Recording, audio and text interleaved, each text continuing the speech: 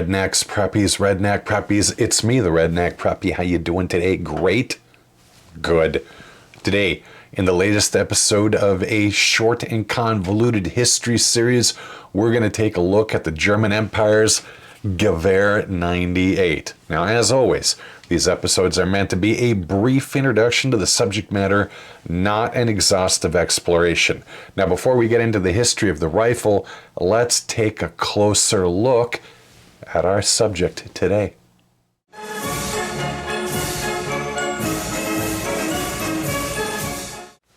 If you've seen one Mauser rifle, you've seen them all, right? Well, while it's true that the essential form of that family of rifles was established with the Gewehr 71, each iteration did bring some new things to the table. Now, our subject today is 1.25 meters or 49.2 inches in length.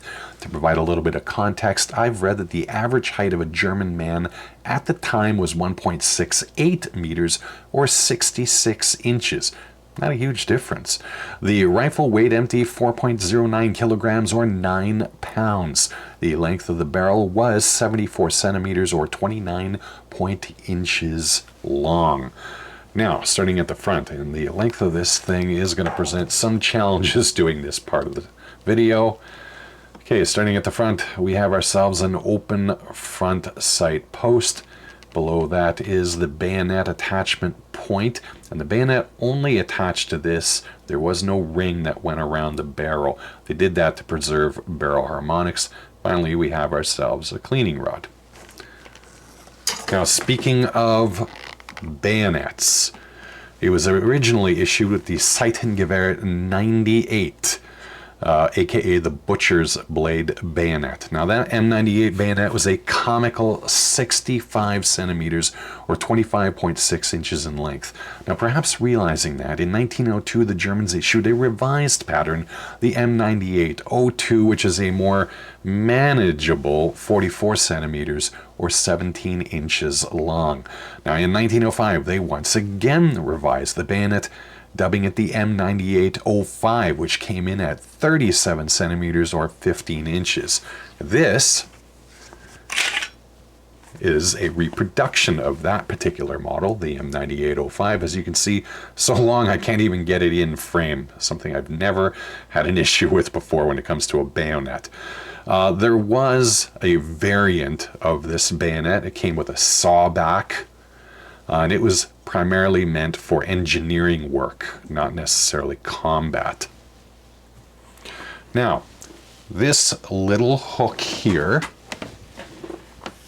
has puzzled people, and there's no great mystery to it actually. As you can see on the sling, there is a little loop right here, and that loop is hung on this hook, or parade hook, and it is meant to tighten up the sling so that you look all snazzy when you're marching around with it. Now, moving back, here is probably the most distinctive feature of the rifle. It's a rear sight. It is known by many as the roller coaster sight for obvious reasons, but is properly referred to as the Lang Visier or Lang sight in English. It was named after the Lieutenant Colonel Lang who designed it. Incidentally, couldn't find a single thing about him. It was originally graduated for the M88 cartridge and then re-graduated in 1903 for the S Patron. Now, regardless, it starts out at 400 meters and it goes all the way out to an optimistic 2,000 yards. It is capable of being set in 50 yards increments. Now, it's the kind of sight that made sense if you thought you were going to be shooting men on horseback at hundreds of yards. Not so much at men at shorter distances. Now, right behind it, you've got a mark here of S, and that is meant to denote that this rifle was converted after 1903 for the then new S Patron Spitzer cartridge. Behind that, we have the year and place of manufacture markings. In this case, it was made by the boys of Waffenfabrik Mauser in Obendorf. So this is a commercially produced rifle for the military. Now, continuing on, we have ourselves an internal 5-round magazine, which held the 7.92 by 57 millimeter cartridge, probably better known as 8 millimeter Mauser, and it was fed by stripper clips. Very kindly for the soldiers, they even put a cutout for the thumb to aid in the use. Now, if you didn't know that you were looking at a Mauser rifle, well, you'd be clued in here. You've got your standard bolt release lever, and behind that you've got your 3-position Mauser flag safety. On the other side, we got ourselves a straight bolt, notably no magazine cut off anywhere. I'm guessing that no German soldier would ever be so undisciplined as to independent fire without an officer telling him to do so. Now, an interesting trigger. It is 2-stage.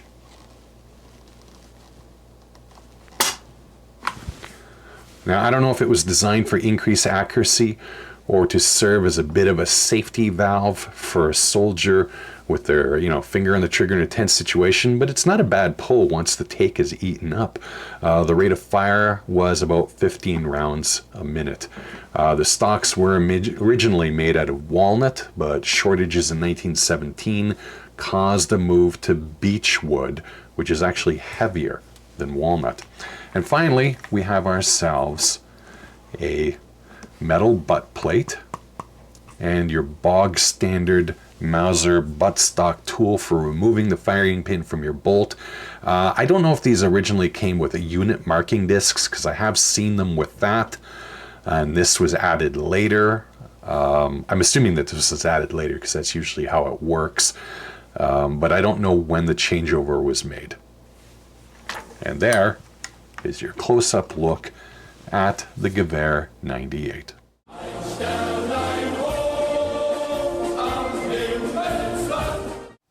Now, if you know anything about the history of Germany and its various permutations from the 1870s to 1940s, you know that the name Mauser is inextricably linked to their military.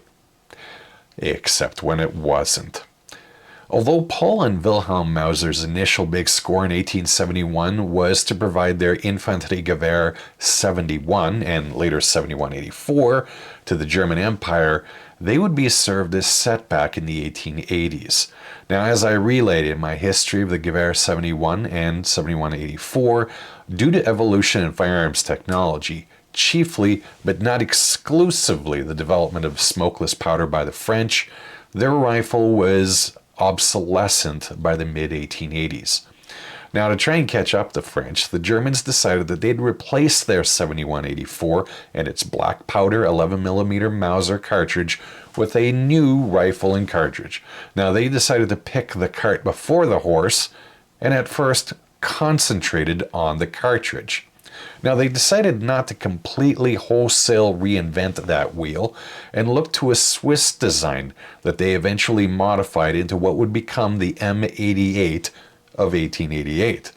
Now, their new round would be an 8mm cartridge with a 225 grain round nose lead bullet powered by a single base smokeless powder. Now, a new cartridge, of course, needs a new rifle, but what path to take? Well, here is where the seeds of dissatisfaction for the finished product would be planted. The German Army's Rifle Testing Commission decided they needed to move fast to at least catch up to the French, and they would take parts of various rifles that they really liked and squeeze them together into a silly putty of a rifle. Now, all of this was done with such secrecy that even Paul Mauser himself wasn't asked to participate in the new rifle's creation. Now, the Gewehr 71 may have been obsolete or obsolescent, depending on your point of view, because of its large black powder cartridge. But that doesn't mean that the rifle itself didn't have some positive aspects. The commission liked Mauser receivers and bolts, well, who doesn't, so they decided to adapt those to the new rifle. Now, since the rifle was to be repeating, they needed a system for that. So they just, yoink, pinched the Mannlicher magazine system and got sued by Steyr Mannlicher for their trouble. Barrel? Well, the Germans hated the French, but man, they really liked the barrel on the Lebel Model 1886 rifle that was responsible for all of this expense and work. So they just copied both the design and the rifling from the Lebel. Hey, it's pretty easy to design a new rifle if you copy everyone else's homework, right? Oh, and Paul Mauser already had a better design ready to go. Yeah, in what would eventually be known as the Mauser Model 1889 that the Belgians eagerly grabbed up. It's not hard to find someone who thinks that the dog's lunch nature of the commission rifle, as the Gewehr 88 is often referred to, led to a rifle that's a compromise in every way, not helped by the fact that it was replaced just a decade later by the Gewehr 98. It's a bit unfair though, because although the rifle did have its problems, it also did see extensive use by the Germans and other countries.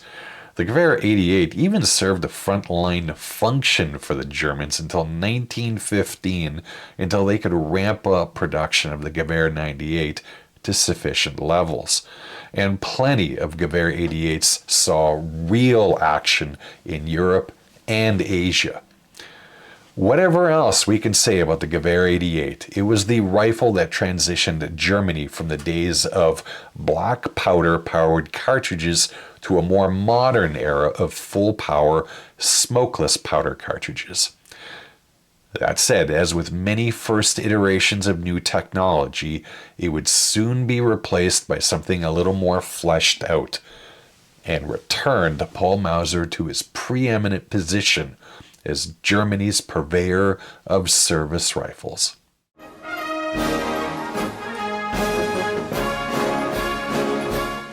If you're a fan of firearms history, or you happen to catch this channel's recent episode covering the history of the Infanteriegewehr 7184, the name Peter Paul von Mauser isn't going to be new to you. Now, I'm not going to go over the full history of the Mauser brothers again. There is a link in the top corner that'll take you directly to that section in the 7184 video, and I suggest you watch it if you want to know more about these incredible men. That said, I will cover the broad strokes of Paul's and his brother Wilhelm's lives. Now, Wilhelm was born in May 1834 and Paul in June 1838 into a family that totaled 13 children. Yes, they were different times. Their father, Andreas, was employed by the State Arms Factory, and not surprisingly, several of his sons, including Paul and Wilhelm, followed his lead. I think it's fair to say that Paul was the design genius, and Wilhelm, well, no slouch at the gunsmith's bench, had more of a brain for business. Now, after working for government factories in Oberndorf am Neckar for a few years, they decided to set up shop for themselves for after-hours projects. And so each night they toiled on personal projects. Paul created designs and refined them. Wilhelm, while contributing to design, took the lead in negotiating on their behalf with the factory, and later years on sales. Arguably, their first big success came in 1871 when the German Empire accepted their Gewehr 71 into service. On January the 13th, 1882, Wilhelm, who had long been sick, passed away, and Peter basically took over the business and handled design, manufacture, and the books simultaneously. His greatest success would arguably be the Gewehr 98, and it sprang from the lineage of the Mauser Model 1889, and it featured an updated bolt design that he had designed in 1895. That rifle ended up being used from 1898 to 1935, replaced by the Kar 98K, which essentially was a carbine version of the Gewehr 98. Now, along with his work in firearms design, Mauser also served in the Reichstag from 1898 to 1903 as a member of the National Liberal Party. Paul Mauser passed away on May 29, 1914, just 2 months before World War I started, at the age of 76.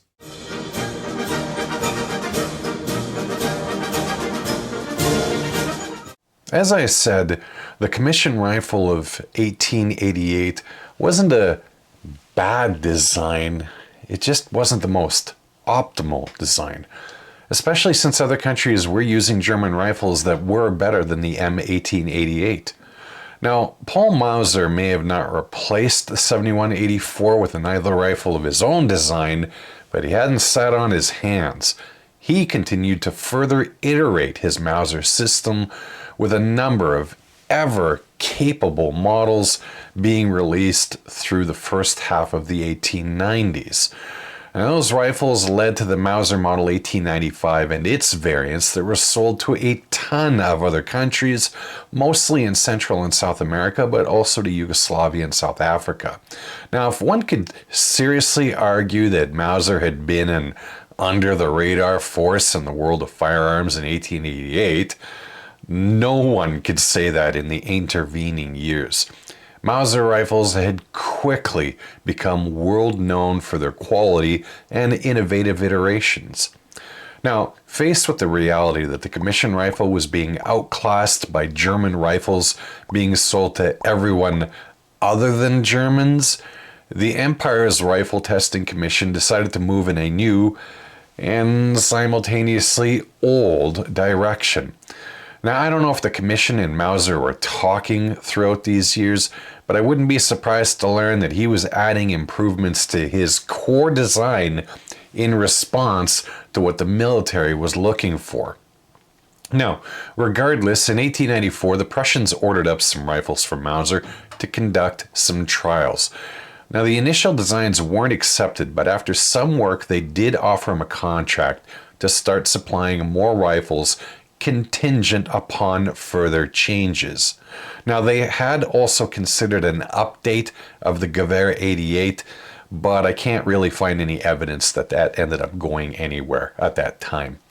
Now, incidentally, one of the changes requested was for the rifle to be chambered in 7.92 by 57 millimeter, a round designed by the Rifle Testing Commission, essentially for the Gewehr 88. Now, on April the 5th, 1898, they decided to replace that Gewehr 88 with Mauser's then latest design, which would be known as the Gewehr 98. Now, one of Paul Mauser's missions was to create the safest rifle, at least for its users, as he could, and he had a personal reason for that. Mauser only had one eye. He had lost the other one some years back due to an accident with one of his own designs. So for the Gewehr 98, he introduced the system with 3 locking lugs, 2 in the front and an emergency one in the rear. The receiver also had 2 channels cut into it so that gas could be vented away from the shooter in event of a cartridge failure. Now, the initial rifles were produced at several state factories in Germany, which consisted of Spandau, Danzig, Hamburg, Leipzig, and Erfurt. Eventually, commercial interests were also contracted as well, and that included Mauser at Oberndorf, Deutsche Waffen und Manufaktionsfabriken, Steyr, and Simpson, among a few others. Initial contracts were for about 70,000 rifles. Now, it wasn't until 1901 that the first rifles were actually issued to German soldiers, specifically the East Asian Expeditionary Force, the Navy, and a few Prussian Army Corps. Now, the Gewehr 98's baptism by fire took place during the Boxer Rebellion in China, where by all accounts it performed quite well. Production still hadn't ramped up significantly with contracts for about 500,000 rifles in 1904. Now, the Germans knew that changes would be made to the initial pattern of the rifle, so they didn't really go whole hog on production until everything was settled. And 10 years later, at the outbreak of the Great War, they had 2.27 million Gewehr 98s in stock. Now, that was enough for the peacetime army, but as I mentioned earlier, the shortfall caused by mobilization meant that Germany had to continue running the Gewehr 88 for for the first 2 years of the war until it could manufacture enough Gewehr 98s. They managed to produce another 7 million during the war. Now, the rifle was considered to be pretty accurate and powerful, thanks at least in part to its superb 8mm S Patron cartridge. Now, although it was designed for another era of combat, the rifle that is, as its sights, the length of it, the weight to betray, and it certainly wasn't as handy as rifles like the Lee Enfield or M1903 Springfield, I don't think German soldiers were completely hamstrung by the Gewehr 98 either. Contemporary reports that I've read were largely favorable, and most compared it pretty well with the Lee Enfield in terms of durability and quality of construction. Now, after the war in 1919, the Treaty of Versailles severely constrained Germany's ability to both manufacture and stockpile weapons, measures which totally ended its ability to fight a future war. The country's military was only allowed to stockpile 156,080 rifles and carbines, with no more than 103 million rounds in storage for those and the machine guns.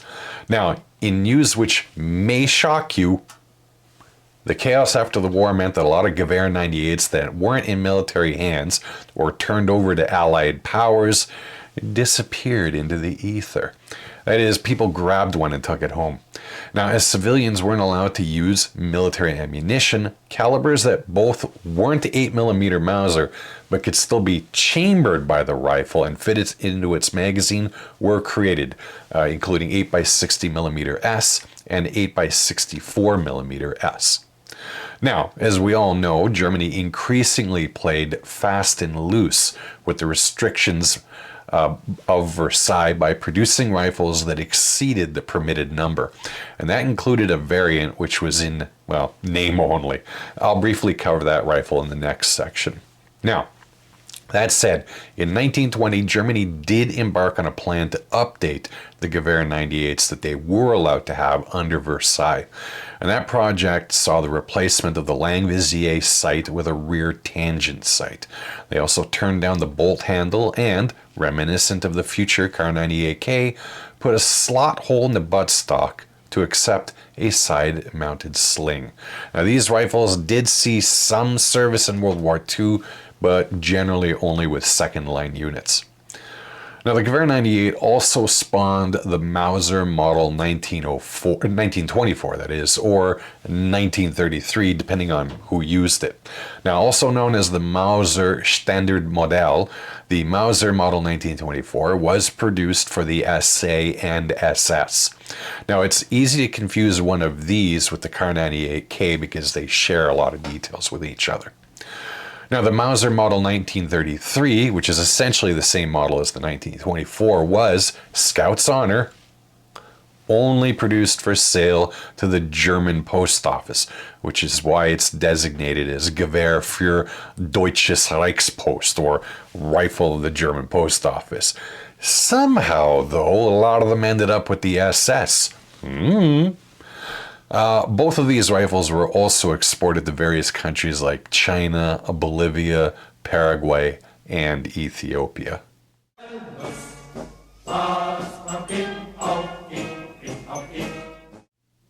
The first variant of the Gewehr 98 appeared just a few years after the rifle itself in the form of the Karabiner 98A. Now, introduced in 1902, the carbine was intended for your usual suspects in the form of cavalry, logistics, and support units. Now, the carbine didn't last long, primarily due to the fact that it was, in fact, shorter and lighter than the Gewehr 98. Well, that's not supposed to be a bad thing. But experimental rechamberings with the then proposed S Patron cartridge in 1904, however, resulted in some really hellish recoil and muzzle flash. So the military ended the production of the 98A in 1905 to move in a different direction. And that new direction was the second carbine variant in the form of the Karabiner 98AZ. Now, thanks to a longer barrel and a slightly different stock, the rifle and its users could fire it without thinking they'd lose a shoulder or illuminate the countryside. The carbine also had some other changes, including a smaller receiver ring, a tapered barrel, and a turned-down bolt handle with a matching recess in the stock.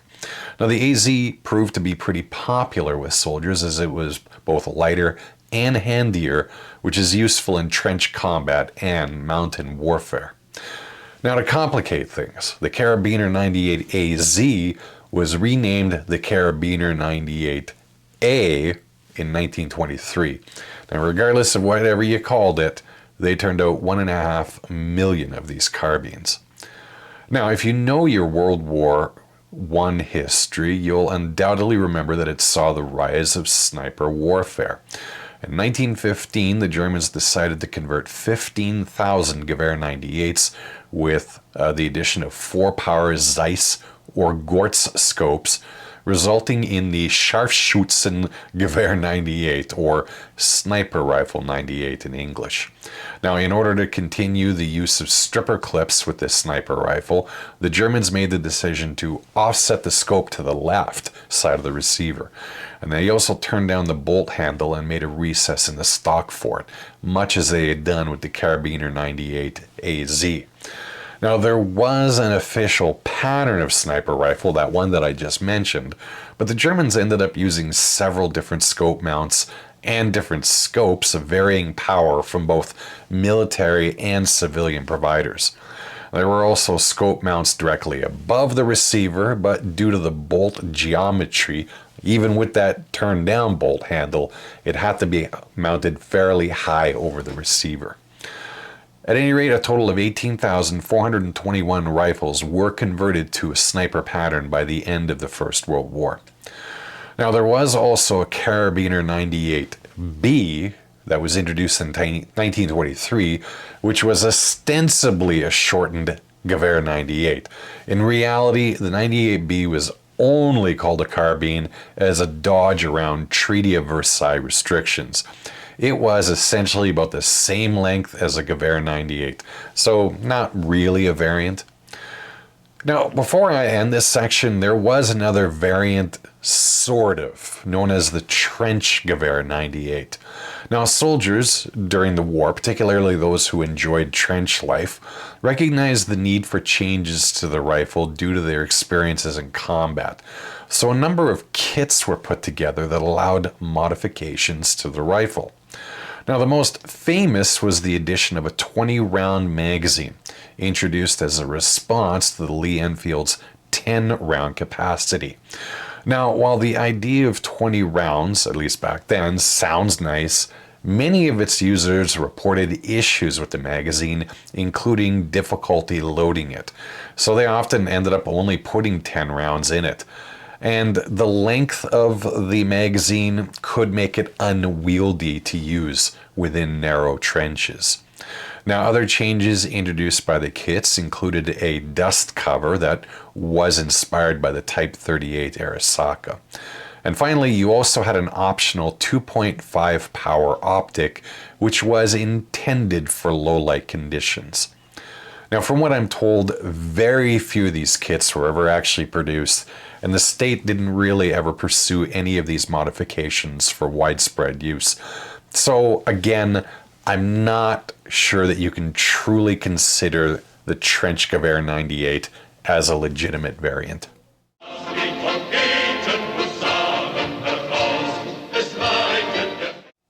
For Germany, the Gewehr 98 saw use during the First World War, as well as more regional conflicts like the 1899 Boxer Rebellion and the 1904 Herero Wars. Of course, they weren't the only users. The Ottoman Empire, certainly no stranger to using Mauser rifles, made use of the Gewehr 98 in the form of the Mauser Model 1903, a modified version of the German service rifle. Now, among the changes that were made were exchanging the distinctive Langvisier sight with a rear tangent leaf sight, a larger receiver, firing pin, and cocking cam, as well as a curved arm on the bolt stop to aid in using stripper clips. Now, about 200,000 rifles were delivered to the Turks and in one form or another used for decades afterwards. Now, there was also some limited usage of the rifle during the Spanish Civil War, notably by Franco's nationalist forces and Germans that volunteered to fight for that government. Now, by the way of Netherlands, Czechoslovakia bought 57,000 of the rifles, which they then used to design their VZ-24. Now, in the early days of the country's history, Israel was hoovering up any Kar 98K rifles that they could buy in Europe, and among them were Gewehr 98s that had been converted to that 1935 pattern rifle. Now, all of those rifles were eventually rechambered to 7.62 NATO starting in 1958. There were a pile of other countries that used sorta kinda the Gewehr 98 in the form of its bolt action system, including China's M1907, Serbia's M1910, Brazil's M1907 and M1908, and Argentina's M1909, among many others. Now, a bit out of the purview of this particular video, but there were numerous sporting rifles that were based on the Gewehr 98 action.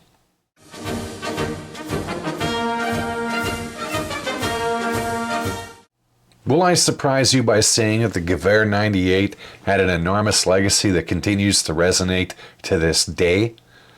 After Germany's dalliance with the commission rifle, returning to a Mauser-based rifle set the course of the Empire-turned-Republic-turned-Reich's service rifle path for nearly 6 decades across a number of offshoots and iterations.